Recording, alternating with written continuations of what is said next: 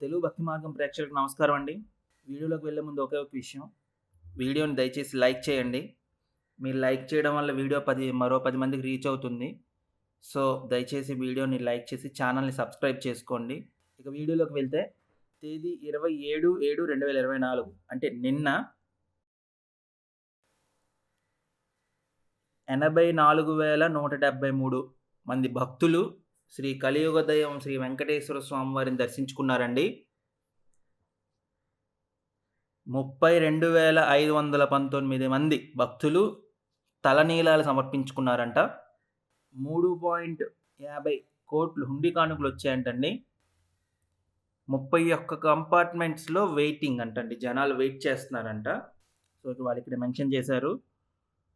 8-10 గంటల సమయం పడుతోందంటండి సర్వదర్శనంకి.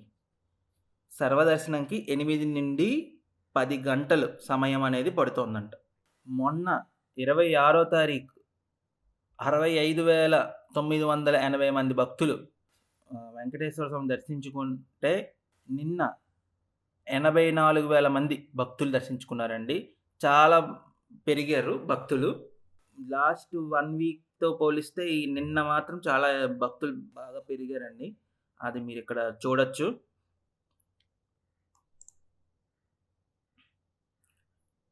అదండి. ఇప్పుడు స్పెషల్ ఆర్టికల్స్‌లోని, ఉత్సవంలోని ఏమీ మెన్షన్ చేయలేదు. ఇక ఈవెంట్స్‌లోకి వెళ్తే, ఆగస్ట్‌లో తిరుమలలో విశేష ఉత్సవాలంటండి. ఇక్కడ వీళ్ళు మెన్షన్ చేశారు. ఇక్కడ రాశారండి. ఇక్కడ లిస్ట్ మీరు చూడొచ్చు. ఆగస్ట్‌లో ఇక్కడ ఆగస్ట్ 4, 7, 9 మొత్తం ఏంటేంటనేది ఇక్కడ మొత్తం వాళ్ళు రాశారు చూడండి. మీరు కుదిరితే చూడండి. మొత్తం ఆగస్ట్ 4 నుండి 28 వరకు విశేష ఉత్సవాలంట. అవి మొత్తం ఏ రోజు ఏంటనేది మొత్తం ఇక్కడ వీళ్ళు మెన్షన్ చేశారు. మీరు చూడొచ్చు.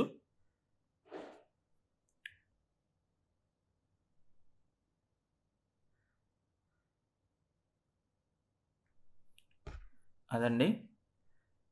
ఇంకా వెనక్కి వెళ్తే, ఆగస్టులో శ్రీ కోదండరామస్వామి వారి ఆలయంలో విశేష ఉత్సవాలు.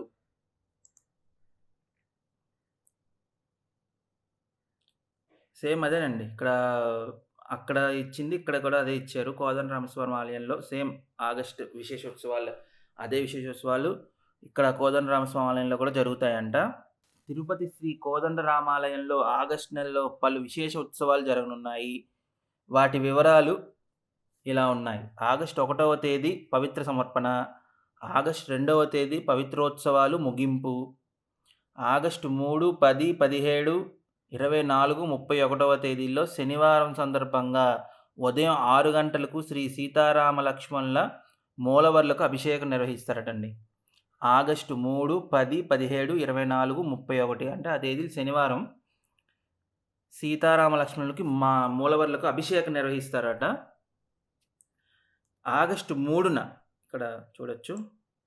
ఆగస్టు 3న పునర్వసు నక్షత్రం సందర్భంగా ఉదయం 11 గంటలకు శ్రీ కళ్యాణం జరగనుంది. సాయంత్రం 5:30 గంటలకు స్వామి, అమ్మవారిని తిరుచ్చిపై ఆలయ 4 మాడ వీధుల గుండా శ్రీరామచంద్ర పుష్కరిణి వద్దకు ఊరేగింపుగా తీసుకువెళ్తారు.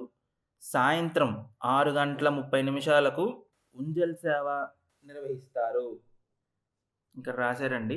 ఆగస్టు 3వ తారీఖున ఏం జరుగుతుందో మొత్తం ఇక్కడ వీళ్ళు మెన్షన్ చేశారు.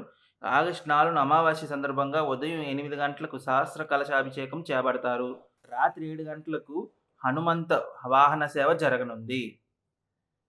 ఇక్కడ 4వ తారీఖు అమావాస్య సందర్భంగా ఏంటి అక్కడ జరుగుతుందనేది వీళ్ళు ఇక్కడ అప్డేట్ ఇచ్చారు.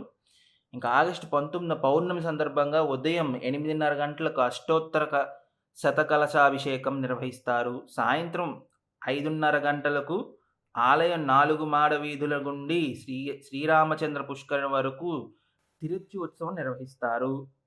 సాయంత్రం 6:30 గంటలకు ఆస్థాన చేపడతారు.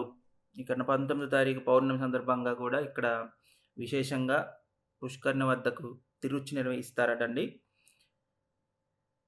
ఆగస్టు 27న కృష్ణాష్టమి, ఆగస్టు 28 ఉట్లోత్సవం అంటండి. ఇక్కడ మొత్తం 28వ తారీఖు వరకు ఏంటేంటి జరుగుతుందనేది ఇక్కడ మొత్తం మొత్తం ఇక్కడ అప్డేట్ ఇచ్చారు మొత్తం. ఇది నిన్న చెప్పుకున్నామండి. ఈరోజు ప్రెస్ రిలీజ్ ఇదే సేమ్ అండి వార్తలు.